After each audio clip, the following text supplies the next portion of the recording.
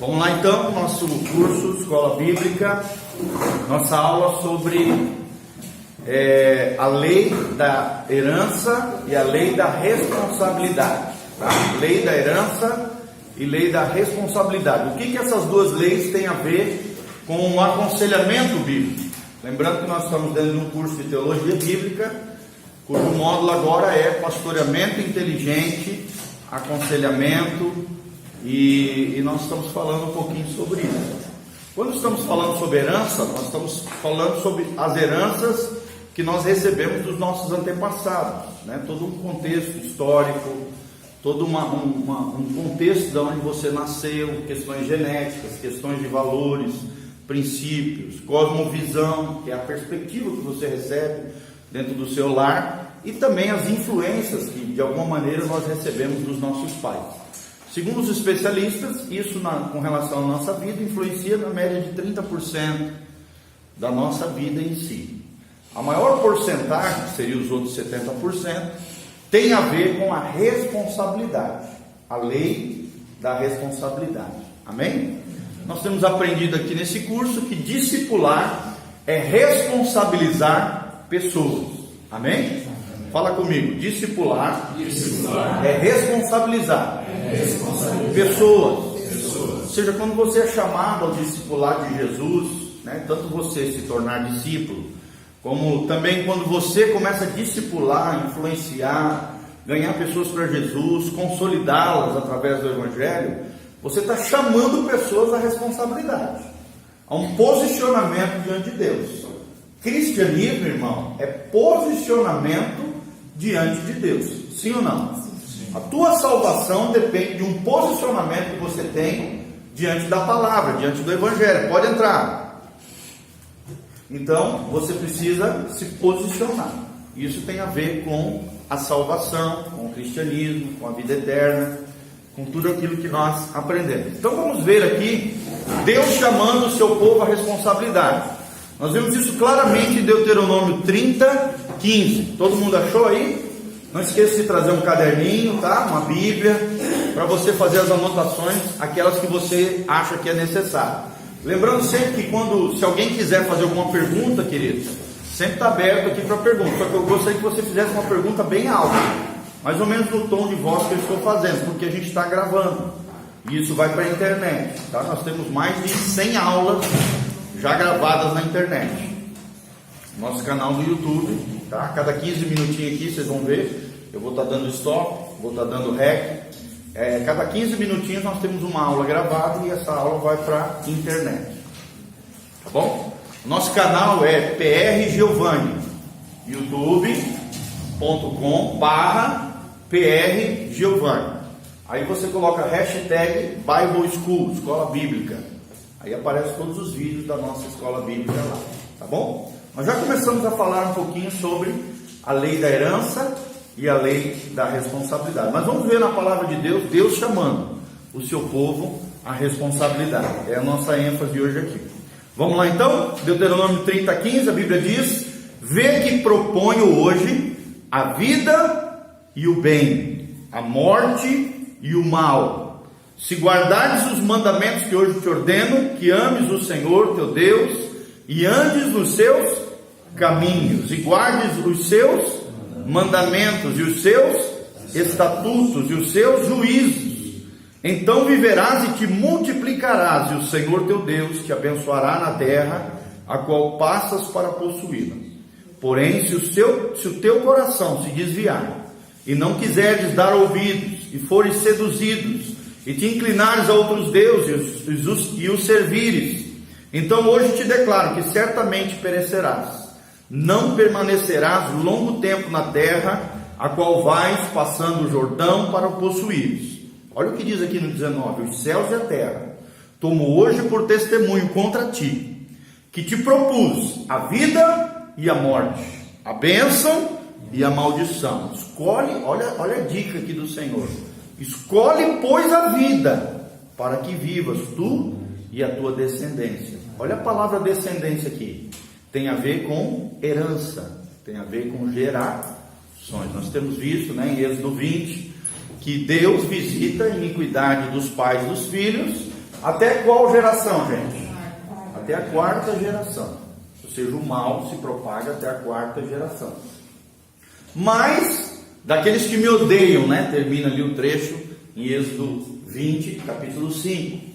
Mas logo em seguida a Bíblia diz: mas eu exerço misericórdia até 1000 gerações daqueles que me amam. Ou seja, a maldição vem até 4 gerações.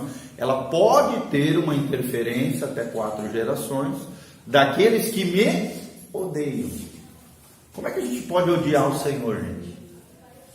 Desobedecer.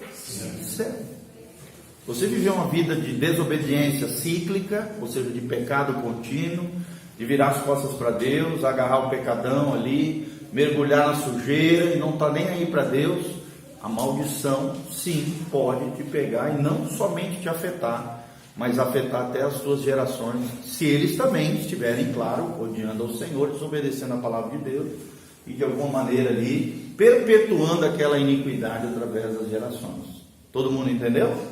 Mas a Bíblia também diz que Deus exerce misericórdia, graça, compaixão até 1000 gerações daqueles que me amam. Então aqui nós vemos claramente, Deus coloca a vida e a morte no 19, a bênção e a maldição. Ele ainda dá uma dica: escolhe, pois, a vida para que vivas tu e a tua descendência, amando o Senhor teu Deus, dando ouvidos à sua voz e apegando-te a Ele, pois disto depende a tua vida e a tua longevidade, para que habites na terra que o Senhor, sob juramento, prometeu dar a teus pais, Abraão, Isaque e Jacó. Amém? Amém? Coisa linda, né? Esse texto eu acho muito bonito. Deus coloca eu e você no paredão. Deus coloca a gente diante de uma escolha, Ele nos chama a responsabilidade. O que você quer da tua vida, meu irmão? Você quer a vida, a morte, ou a morte? Você quer a bênção ou você quer a maldição? E Deus ainda dá a dica: olha, escolhe, pois, a vida, porque assim você será abençoado, não somente você, mas toda a tua descendência. Amém? Amém.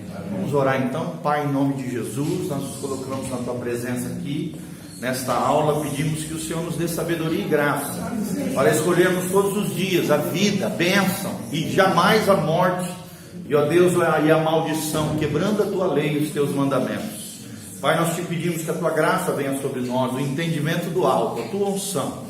Usa o teu servo debaixo da tua graça e misericórdia. Abençoa as pessoas que estão nos assistindo pela internet, sejam abençoadas, agraciadas, cheias da graça e da glória do Senhor. Ó Deus, abre os olhos do nosso entendimento, derrama a sabedoria do alto, ministra aos nossos corações, no nome de Jesus. Amém e amém. Então vamos lá na página 29 da nossa apostila, tá? No final vocês me lembrem de falar sobre a apostila, para aqueles que ainda não têm, tá? Pegar seus coleguinhas, tirar xerox. Vamos lá então. Aconselhamento enfatiza a lei da responsabilidade. Lá em cima, na parte superior, página 29, à direita, nós estamos falando sobre aconselhamento que enfatiza a lei da responsabilidade. Como eu falei, 30% é interferência da lei da herança, que vem através dos antepassados, que vem através daquilo que nós recebemos dos nossos antepassados, nossos pais, avós, e assim vai. Mas a maior lei dentro do cristianismo é a lei da responsabilidade. Então, na área de aconselhamento, gente, nós lidamos basicamente com males psicossomáticos. O que são isso, gente? Males psicossomáticos. Problemas, psico é a alma, em grego. Somático, soma é corpo.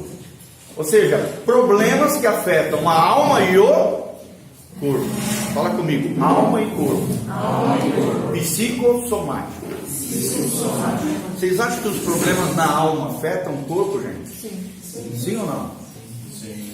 Tá aí, hoje a depressão é o mal do século, né? Muitas vezes começa na alma. Não estou dizendo que todo caso de depressão é a alma, tá? Às vezes são fatores biológicos, uma falta de algum tipo de hormônio, né? Alguns neurotransmissores, dizem os especialistas, mas muitos casos de depressão, muitos casos de síndrome do pânico, várias doenças hoje diagnosticadas dentro da psiquiatria, da psicologia mesmo, né, dessas ciências que cuidam da psique, da alma das pessoas, e até as ciências médicas que cuidam do soma, do corpo, a gente entende que muitos males acontecem por causa de problemas na alma. Amém? Amém. Nós, como conselheiros, não vamos tratar do corpo, a não ser orar pelos enfermos, é claro, Deus nos deu essa autoridade. Amém? Amém. Mas nós temos que lidar com os problemas da alma, os males psicossomáticos. Fala comigo, males psicossomáticos. Isso. Então, uma desordem psicossomática pode ser definida como um problema na alma. Psico é a palavra alma no grego, que reflete no corpo. Corpo é a palavra soma, produzindo disfunções orgânicas, ou seja, aqui, problemas físicos, problemas biológicos e enfermidades físicas, para as quais não existe uma cura meramente química. Ou seja, o que o material aqui está falando? Existem doenças, gente, que não é remédio que resolve. Sim ou não, irmão? Vocês acreditam nisso? Existem doenças que são problemas da alma, que a química, ou seja, a medicação química não vai resolver. Mas às vezes um bom aconselhamento, uma oração precisa, né? Uma amizade. Por exemplo, uma vez eu comecei a lidar com um rapaz, aí eu percebi que ele mesmo falou para mim que estava tomando medicações pesadas, depressão profunda. De repente eu percebi, conversando com ele no aconselhamento, que o maior problema dele é que ele não tinha um amigo. Aí eu falei, cara, o teu problema é que você não tem com quem abrir o seu coração. Ele vivia num mundinho ali, só ele, a mulher, os filhos, não se abria mais com o pai, tinha problemas com os pais, né? Tinha dificuldade de se relacionar com outras pessoas. Aí eu me prontifiquei a me aproximar dele, uma vez por semana a gente sentar junto, bater um papo. Irmão, com 3 meses, sumiu a depressão do cara. Vocês estão entendendo? Eu não fiz nada demais. Eu não sou nenhum médico, nem nada de mágico. Eu apenas me aproximei daquela pessoa, comecei a ouvi-lo, ao mesmo tempo fui aconselhando ele, ajudando ele como pastor, fiz amizade com ele, uma pastoral. Hoje, graças a Deus, ele está super bem, saudável, ele abandonou os medicamentos, foi vendo que ele foi se recuperando, né? A gente foi dando orientações, foi ajudando ele. Sumiu, em 3 meses sumiu a depressão, que era profunda, ao ponto dele não se levantar para trabalhar. Então assim, às vezes uma boa amizade, um ombro amigo, um ombro para chorar, entendeu? Uma palavra precisa na palavra de Deus, uma orientação, um aconselhamento, uma oração, gente, tem poder para sarar a alma e também o corpo. Amém? Coisa linda do cristão é isso, que nós temos capacidade em Deus de ajudar as pessoas, tanto na alma, quanto através da oração de fé, também no corpo delas. Claro que a gente não pode querer dar uma de médico, tá, gente? Nós não somos médicos. E não podemos, por exemplo, falar para as pessoas, abandona os medicamentos. Eu jamais falei isso para ele. Ele foi dentro do processo médico normal, foi percebendo, foi reagindo, foi melhorando. E aí, juntamente com a orientação médica, foi abandonando a medicação, através da orientação médica. A gente tem que tomar cuidado também para não ter essa fé irracional, louca, desvairada, e tirar a medicação da pessoa, de repente a pessoa passa mal, morre, porque você acha que botou na cabeça que ela tinha que abandonar. Tem que tomar muito cuidado. O conselheiro, ele precisa ser sábio, ele precisa ser prudente. Amém? Amém. Mas ele pode ser um instrumento de Deus para curar tanto a alma quanto o corpo, através da oração de fé. Amém? Esses dias também veio um senhor aí, tá com problemas terríveis de coluna, problemas de hemorroida, um monte de coisa, veio aqui na igreja, pastor, olha, pai, ora por mim e tal. A gente veio, orou. 2 semanas depois estava curado, glória a Deus. E aí ele veio todo feliz, ele e a esposa contando para mim, pastor, a partir daquela oração, meu corpo começou a reagir. E graças a Deus, Jesus me curou. Glória a Deus. Amém? Não fui eu não tenho poder de curar ninguém. A gente só junto com ele exerceu a fé, ministramos cura, e Deus fez a cura sobrenatural daquele irmão precioso que estava sofrendo, ele não conseguia nem sentar. Tanta dor. Olha só. Amém? Quantos querem ser usados por Deus aí? Levanta a mão. Amém. Levanta as duas mãos para os céus comigo e fala: Senhor, eu quero ser usado por Ti poderosamente. Ajudar as pessoas em problemas da alma e em problemas do corpo. E problemas espirituais. Senhor, me usa poderosamente nas tuas mãos para a glória de Deus. Amém? Glória a Deus. Então vamos lá, vamos continuar. Assevera-se cientificamente que 80% das enfermidades, como por exemplo, problemas digestivos, úlceras, dor de cabeça, alergias, tem conotação com a alma, tem ligação com a alma humana, com a condição espiritual, mas principalmente com a alma. São de caráter psicossomático, ou seja, alma e corpo. Tem uma conexão entre o problema físico e a alma da pessoa. Por trás dessas enfermidades existem comportamentos emocionais crônicos aqui no sentido de problemáticos, de dificuldades, como por exemplo, ansiedade. Ansiedade é um problema, gente? Sim ou não? Sim. Qual é a base da ansiedade? É o medo. E o medo nada mais é do que o que, gente? Um engano do inimigo. Olha só, as duas armas que Satanás tem contra nós: é o medo e o engano. Satanás só tem duas armas contra você, gente: o medo ou o engano. E até o medo, a base do medo, que é a base da ansiedade, que pode levar à depressão, às fobias, síndrome do pânico, todas essas coisas, nada mais é do que um engano, um engodo de Satanás. Amém? Professor, o medo é pecado? Hã? O medo é pecado? Assim, tem dois tipos de medo, tá, na Bíblia. E na Bíblia e a ciência também explica isso. Tem um medo que é bom, que é, na verdade, não é medo, é um senso de autopreservação. Por exemplo, você está na beira de uma ponte, e aí você olha para baixo, o que acontece? Teu corpo entra em ação, em alerta. Por quê? Porque ele quer se preservar. Você fica atento, a adrenalina sobe, você está na beira daquela ponte, você fica ligado com tudo para não cair lá para baixo. Esse é um medo que não faz mal nenhum. Não tem problema nenhum, não é pecado nem nada, pelo contrário, é um instinto de preservação. Se for com essa conotação, não é pecado.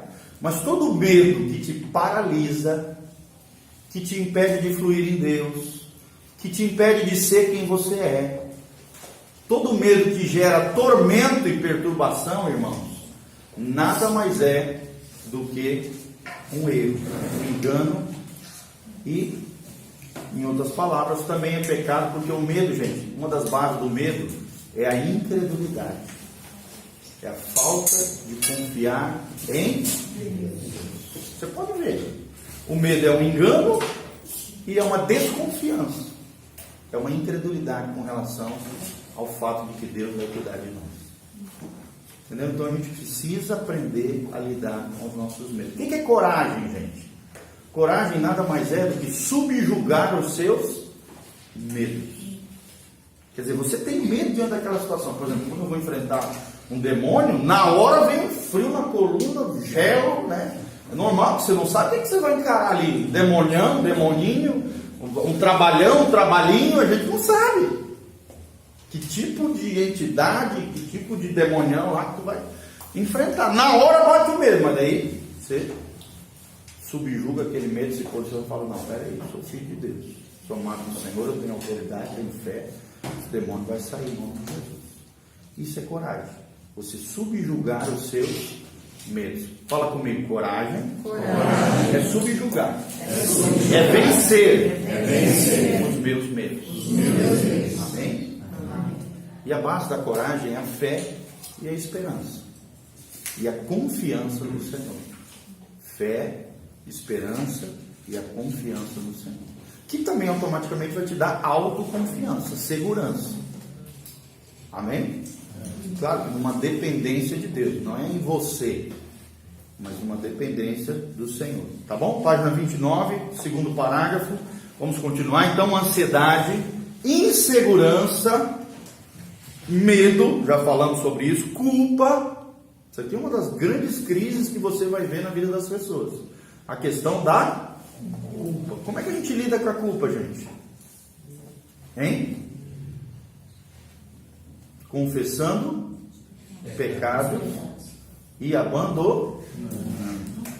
Só tem um jeito de lidar com a culpa: confessando o pecado e abandonando. A Bíblia diz isso. Se andarmos na luz, como Ele na luz está, temos comunhão uns com os outros, e o sangue de Jesus nos purifica de todo o pecado. Aquele que esconde as suas transgressões nunca prosperará, mas o que confessa e as deixa alcançará misericórdia. Quem esconde o seu pecado nunca vai prosperar,